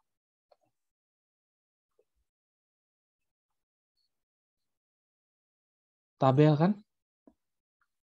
Misalkan luas bangunan, saya tambahin ya, luas tanah biasanya ngaruh ya. Terus apa lagi tadi teh? Lupa lagi saya tadi teh. Apa tadi? Jumlah lantai, jumlah floor, material. Apalagi itu Pak? Pak Alko tadi apa Pak Alko? Lokasi. Terus apa lagi tadi Bu Rani? Ruangan, Pak. Jumlah ruangan, room. Dan seterusnya ya. Dan seterusnya, ujungnya adalah rupiah. Betul nggak? Jadi kalau luas bangunannya itu 45, luas tanahnya 100, dan seterusnya diisi aja, maka di sini harganya 700 juta. Kalau luas bangunannya 100, luas tanahnya itu 200, jumlah lantainya 2, dan seterusnya, maka ini 2M. Setuju ya? Dan seterusnya. Ibu Bapak tinggal ngambil, cari brosur developer. Bu Rani ngumpulin brosur karena mau beli rumah. Maka setelah dikumpulkan sejauh barat, dapatlah 1000 baris. Maka tabel ini disebut sebagai data training. 1000 ini adalah jumlah sampelnya. Kolom itu disebut sebagai fitur. Fitur bahasa Inggris, fitur bahasa Indonesia, atau atribut, atau kolom, atau variabel. Jadi kalau kolom itu bisa disebut sebagai variabel, bisa sebagai fitur, bisa sebagai kolom. Kalau barisnya adalah jumlah sampelnya. Sedangkan kolom yang terakhir itu adalah output-nya. Output-nya apa? Harga rumah. Nah, ini adalah data training.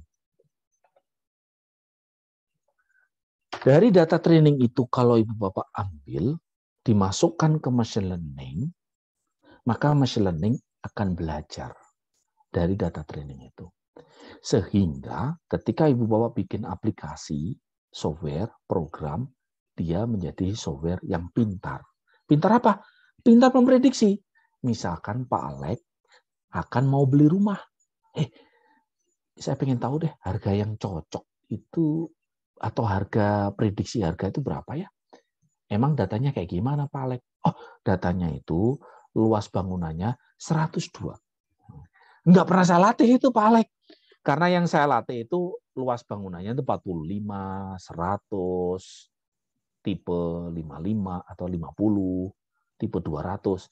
Ini Pak Alek beli rumah tipenya 102. Luas tanahnya berapa? Luas tanahnya 1000. Jumlah bangunannya, jumlah apa itu? Lantainya berapa? 1. Jumlah ruangannya segini. Saya klik enter. Pak Alek klik enter. Berapa harga rumah? Nah, itulah tugasnya machine learning untuk memprediksi. Itu adalah data training. Dalam konteks cerita memprediksi harga rumah. Dengan cara apa saya memprediksi? Itu dengan metode machine learning. Kita belum belajar ya metode machine learning-nya. Tapi dengan metode machine learning, saya bisa memprediksi harga rumah. Tentu saja aplikasinya harus dilatih. Latihnya gimana? Latihnya yaitu tadi data training tadi itu. Saya ngumpulin 1000 sampel. Testing saya belum tentu sama persis dengan data ini. Kalau sama persis, itu if then juga bisa. If lebar bangunan 45, and luas tanah 100, dan seterusnya, then harganya 700. Sampai 1000 if then-nya. Oh, jebol. Gitu. Belum tentu sama persis. Dan kebanyakan dalam hidup ini nggak sama persis. Maka tugasnya machine learning adalah melakukan generalisasi. Generalisasi inilah yang menunjukkan bahwa machine learning kita itu adalah pintar. Nggak pernah diajarin, tapi dia bisa melakukan keputusan. Oke? Setuju? Ini adalah contoh lain di data training. Contoh lain di yang lain ada juga tuh. Pak Indra punya kartu kredit, Pak Indra? Enggak, Pak. Enggak punya. Siapa yang punya kartu kredit? Pak Suratno. Oh, Pak Suratno punya kartu kredit, Pak Suratno? Punya, Pak. Punya. Oke. Suka ketemu SPG di mall gitu, Pak Suratno ya? Pak, mau daftar Bank Mega, misalkan ya. Atau Bank BNI kan gitu kan ya? Oke. Itu pakai machine learning, Pak Suratno. Yang ditanya apa? Yang ditanya standar. Suruh ngisi form, ya kan? Ngisi formnya apa? Nama, itu pasti. Tanggal lahir, supaya tahu umurnya. Gajinya berapa, Pak Suratno? 10 juta. Istri berapa, Pak Suratno? 1 atau 2, gitu kan? Itu ngaruh, atau gaji 10 juta, istri 2, sama 10 juta nggak punya istri. Wah, potensi yang nggak punya istri ya tuh. Berarti tabungannya banyak atulah. Anaknya berapa? Sudah lama bekerja. Nah, kan gitu kan ya. Rumah ngontrak atau punya sendiri. Mobil punya nggak Pak Suratno? Dan seterusnya. Maka Ibu Bapak bisa bayangkan bahwa data training dari pengajuan kartu kredit kita adalah itu tadi. Itu tadi. Jadi data trainingnya adalah dalam bentuk tabel. Umur. Kalau nama nggak perlu. Apa tadi teh? Salary. Rumah, ngontrak atau ini. Anak, istri, dan seterusnya. Kolomnya adalah accepted, ACC, atau rejected.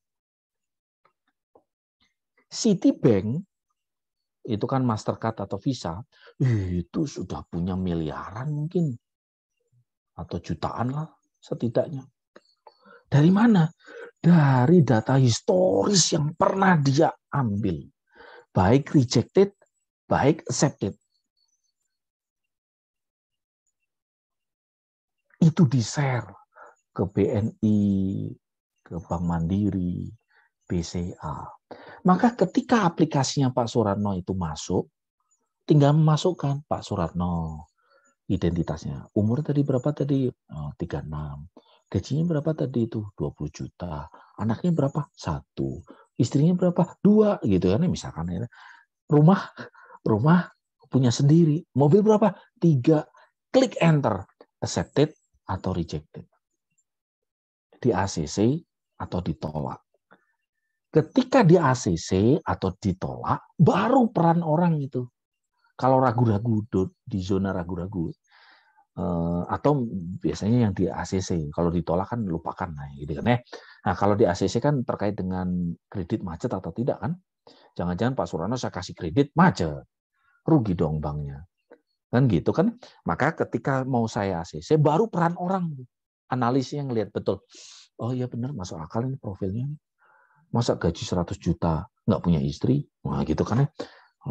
Terus dilihat apa itu namanya rumahnya 3 gitu. Saya kayaknya nggak masalah dengan kartu kredit. Oke. ACC berapa limitnya? 30 juta. Nah, misalnya gitu. Maka itu si aplikasinya belajar memprediksi apakah diterima atau ditolak kartu kreditnya. Kalau ditanya sekali lagi, pertanyaan saya di awal itu adalah data trainingnya apa? Kejawab ya. Data trainingnya apa? Itu tadi ya. Oke. Sepakat? Setuju?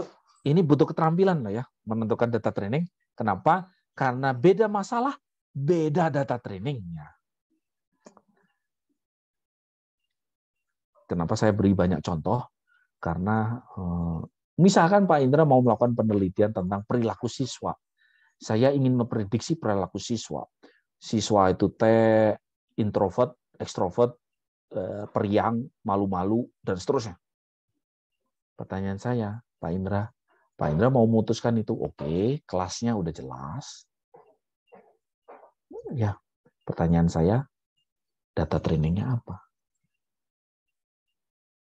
Kalau kita nggak bisa bikin data training, lupakan itu machine learning. Lupakan machine learning. Nggak usah pakai machine learning. Nggak akan jalan. Nggak akan jalan. Kalau Pak Alko sudah tahu data training yang dicari, PR berikutnya adalah, saya harus ngumpulin data itu. Nggak bisa ngumpulin. Nggak dapat data trainingnya akhirnya kan. Lupakan juga machine learning.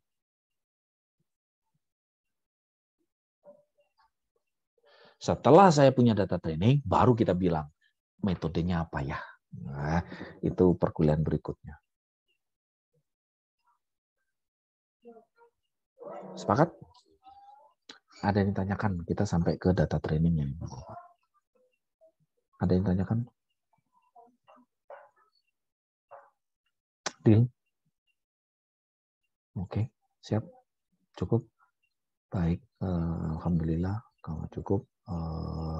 Insya Allah minggu depan kita bahas lagi terkait dengan machine learning-nya. Ada beberapa metode, konsep gitu ya.